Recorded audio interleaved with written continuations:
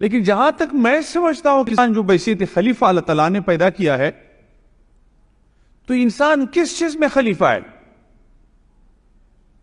تو انسان جو خلیفہ ہے، رسول اللہ صلی اللہ علیہ وسلم جو فرماتے ہیں تخلقوا باخلاق اللہ، اللہ کے اخلاق کے ساتھ اپنے آپ کو موصوف بنا دو.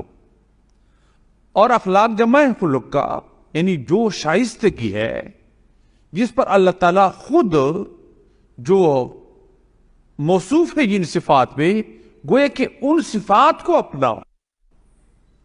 اور ان ہی صفات میں انسان ہی گویا کہ خلیفہ ہے. مثلا اللہ تعالیٰ قدیر ذات ہے، ان کے قدرتوں کا مظاہرہ کون کرے گا؟ اللہ تعالیٰ غفور ہے، اس کے صفت غفوریت کا بھی عملی مظاہرہ تو انسان ہی کرے گا، تبھی انسان خلیفہ ہوگا. اللہ تعالیٰ سمیع و بصیر ذات ہے، اللہ سنتا ہے، تمام کائنات میں ذرے ذرے سے باخبر بھی ہے، سنتا بھی ہے. کیا ہم اس صفت سے اپنے آپ کو متصف پاتے ہیں؟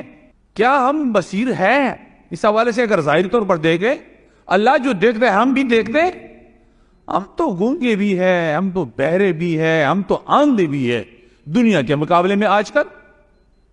جب ہم یعنی میں ہمیشہ کے لیے طالب علم کو بھی یہی کہتا ہوں کہ دیکھو، یہ امریکہ جو سپر پاور ہے، یہ چائنا جو جس نہج پر آج کل جو چل رہا ہے، اور پوری دنیا میں اس کی جو ڈنکیاں بج رہی ہے، یہ کیوں یہ ساری دنیا میں زیادہ طاقتور ہے، اور پوری دنیا پر جو ان کا سکہ چل رہا ہے، کیوں یہ ڈالر کا راج کیوں ہے دنیا پہ؟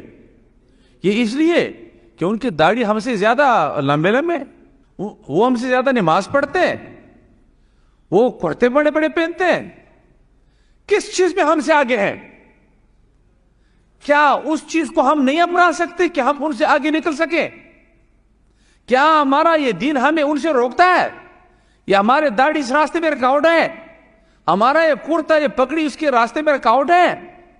کیوں کر ہم آگے نہیں، پیچھے ہیں؟ اس لیے پیچھے ہیں کہ اللہ تعالیٰ کی قدیر صفت پر انہوں نے کام کیا، اللہ تعالیٰ کی سمیع صفت پر انہوں نے کام کیا، اللہ کے بصیر صفت پر انہوں نے کام کیا، اور پوری دنیا میں جو کچھ ہوتا ہے وہ دیکھتے بھی ہے، سنتے بھی ہے، اور ایک بٹن دبا کر کے پوری دنیا کے ہر حصے میں کاروائی بھی کر سکتے ہیں. تو اللہ تعالیٰ کی جو صفات ہے اس کا عملی مظاہرہ تو وہ کر سکتے ہیں. تو لا الہ الا هو الحی القیوم لا تأخذہ سنۃ ولا نوم. تو یہ صرف آیت الکرسی کو اگر ہم پڑھیں اور دیکھیں تو وہ غفلت سے بالکل بے خبر، ہر وقت جو ہے دنیا کے لیے جاگتے رہتے ہیں اور کوئی کمزوری نہیں کرتے. کیا ہم ایسے ہیں؟ اللہ تعالیٰ ایسی ذات ہے، قیوم ہے، کائنات کی نگرانی پر فائز ہے. کیا اس کے کائنات کی نگرانی ہم کر سکتے ہیں؟ پھر کیوں کر دنیا کی خلافت ہمیں ہاتھ میں دیں؟ ہم نہ اہلوں کو دیں، اس کی کائنات کو ہم تباہ کر دیں. ہم اپنے اندر وہ اہلیت ہم نے پیدا کیا ہے. جب ہم نے اپنے اندر وہ اہلیت نہیں پیدا کی ہے کہ ہم اللہ کے کائنات سے پورے طور پر مستفید ہو سکے، کیا ایک پہاڑ کو ہم بھی ایک مولوی صاحب بھی دیکھتا ہے، ایک جیولوجسٹ بھی دیکھتا ہے، وہ کس نظر سے اللہ تعالیٰ کی جس نظر سے وہ دیکھتا ہے اللہ کی قدرت وہ بھی معلوم کرتا ہے، مولوی صاحب بھی معلوم کرتے ہیں. مولوی صاحب کس نظر سے دیکھتا ہے، وہ کس نظر سے دیکھتا ہے. ایک زمین جو کچھ اگاتا ہے، میں بحیثیت مولوی کیا اس کا ذمہ دار نہیں ہوں؟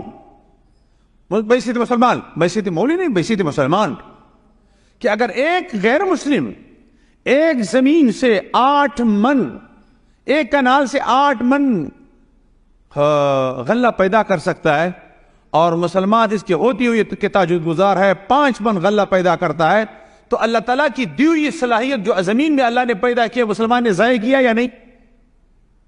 ہم کیوں نہیں کر سکتے؟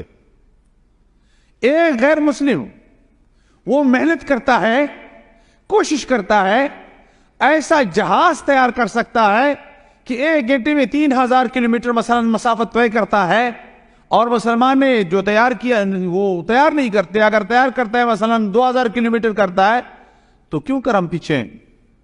کیا ان کے 3 آنکھیں ہیں؟ کیا ان کے دماغ ہم سے آدھا چٹاک زیادہ ہے؟ کیا ہوا ہے؟ ہم کیوں کر پیچھے ہیں؟ تو میں اس لیے ہمارے ایک دوست تھے، بڑے پروفیسر تھے، بہت اچھے عالم دین تھے، وہ ہمیشہ یہی کہا کرتے تھے، ہمارے نظریاتی ایک مربی بھی تھے، وہ کہا کرتے تھے کہ اللہ تعالیٰ کی دو کتابیں ہیں، ایک کتاب اللہ کے اقوال کا ہے اور دوسری کتاب اللہ کے افعال کا ہے۔ اللہ کے اقوال کی کتاب کو کلام اللہ قرآن کہتے ہیں، اللہ کے افعال کی کتاب کائنات کو کہتے ہیں۔ یہ اللہ کی کاریگریاں ہیں، یہ اللہ کی صنعت ہے، یہ اللہ کی صفت خالق ہے۔ تخلیق کے نتیجے میں تمام کائنات جو پیدا کیے ہیں، اللہ کی قرآن جب ہم دیکھتے ہیں ان کو ثواب ہے، کیونکہ اللہ کا کلام ہے، اللہ کی صفت ہے۔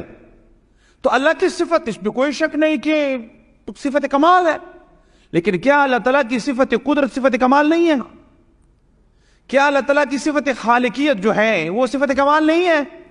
تو اگر کوئی بندہ صفت قدرت پر کام کرتا ہے ہم اس کو لادین کہتے ہیں، اور جو صفت کلام پر کام کرتا ہے اس کو ہم دیندار کہتے ہیں۔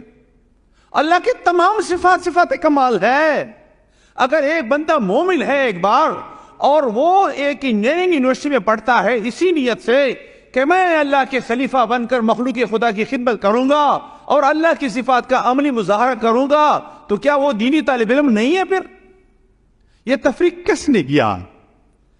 اس لیے ایسا ادارہ جس میں ایک ایسا گلدستہ تیار ہو رہا ہو کہ اللہ تعالیٰ کے تمام صفات کے حوالہ سے حقیقی بنیادوں پر اللہ کا خلیفہ یہاں تیار ہو رہا ہو، تو یقیناً میرے لیے قابل فخر ہے۔